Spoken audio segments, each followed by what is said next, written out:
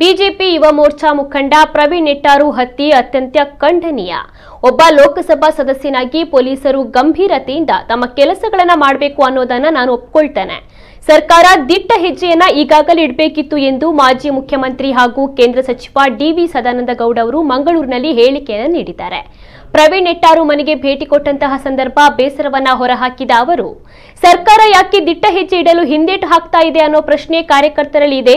ಅತ್ಯಂತ ಶೀಘ್ರವಾಗಿ ಆರೋಪಿಗಳ ಪತ್ತೆಯಾಗಬೇಕು. ಪೊಲೀಸ್ ಇಲಾಖೆ ದುರ್ಬಲವಾಗ್ತಾ ಇದೆ. ಯಾರೂ ಹೆದರದ ವಾತಾವರಣ ಸೃಷ್ಟಿಯಾಗಿರೋದು ದುರ್ದೈವ. ಇನ್ನು ಕಾಂಗ್ರೆಸ್ ಇದ್ದಾಗ ನಾವು ಸಾಕಷ್ಟು ಪ್ರತಿಭಟನೆ ನಡೆಸಿದ್ದೇವೆ. ಆಗ ಹಿಂದೂ ಸಮಾಜದವರಿಗೆ ನಮ್ಮ ಸರ್ಕಾರ ಬಂದ್ರೆ ರಕ್ಷಣೆ ಸಿಗುತ್ತೆ ಅನ್ನುವಂತ ಒಂದು ಭಾವನೆ ಇತ್ತು.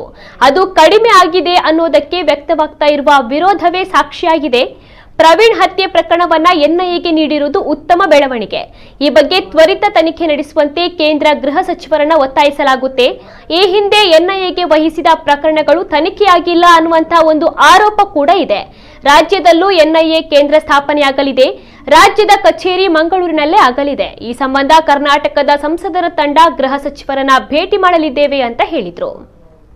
ಪ್ರವೀಣ್ ನೆಟ್ಟಾರ್ ಇವರ ಹತ್ಯೆ ಇದು ಅತ್ಯಂತ ಖಂಡನೀಯ. ಯಾಕೆ ಏನೋ ಗೊತ್ತಿಲ್ಲ, ಇತ್ತೀಚಿನ ದಿನಗಳಲ್ಲಿ ಪೊಲೀಸರು ಅಂತ ಹೇಳಿದರೆ ಯಾರಿಗೂ ಕೂಡ ಒಂದು ಹೆದರಿಕೆ ಇಲ್ಲದಂಥ ಒಂದು ವಾತಾವರಣ ಸೃಷ್ಟಿಯಾಗಿರುವಂಥದ್ದು, ಮ್ಯಾನೇಜ್ಮೆಂಟ್ ಮಾಡಬಹುದು ಅಂತ ಹೇಳುವಂಥ ಭಾವನೆಗಳು ಬಂದಿರುವಂಥದ್ದು ಇದು ದುರ್ದೈವ.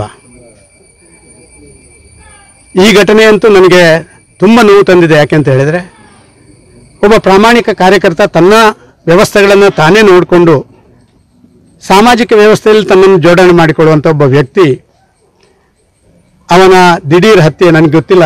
ಇವತ್ತು ನನಗೆ ಇಲ್ಲಿ ಬಂದಾಗ ಅವರ ಪತ್ನಿ ಹೇಳಿದ್ದು ನನಗೆ ಗೊತ್ತಾಯಿತು.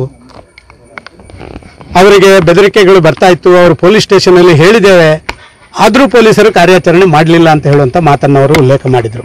ಅಂಥದ್ದಾಗಿದ್ದರೆ ಇದು ಖಂಡಿತವಾಗಿಯೂ ಒಂದು ಗಂಭೀರ ಪ್ರಶ್ನೆ ನಮ್ಮ ಮುಂದೆ ಇರುವಂಥದ್ದು. ಸಮಾಜದಲ್ಲಿ ಇಡೀ ಈ ರೀತಿ ಮಾಡುವಂಥವರಿಗೆ ಒಂದು ಹೆದರಿಕೆ ಬೇಕು. ಅಯ್ಯೋ, ನಾವೇನಾದ್ರು ಮಾಡಿದರೆ ಪೊಲೀಸರು ನಮ್ಮನ್ನು ಬಿಡಲ್ಲ, ಈ ಸರ್ಕಾರ ನಮ್ಮನ್ನು ಬಿಡುವುದಿಲ್ಲ.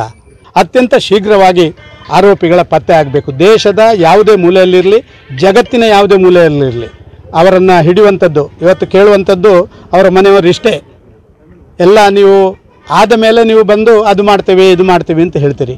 ಮುಂದಕ್ಕೆ ಆಗದಾಗೆ ಮಾಡಲಿಕ್ಕೆ ನೀವೇನು ಹೆಜ್ಜೆ ತಗೊಳ್ತಾನೆ ಇಲ್ಲಲ್ವ ಅಂತ ಹೇಳುವಂಥ ಅವರ ಪ್ರಶ್ನೆ, ಅದಕ್ಕೆ ಉತ್ತರ ಕೊಡುವಂಥ ಕೆಲಸ ನಮ್ಮ ಸರ್ಕಾರಗಳು ಮಾಡಬೇಕಾದಂಥ ಅವಶ್ಯಕತೆ ಇದೆ ಅಂತ ಭಾವಿಸ್ತಾ ಇದ್ದೇನೆ.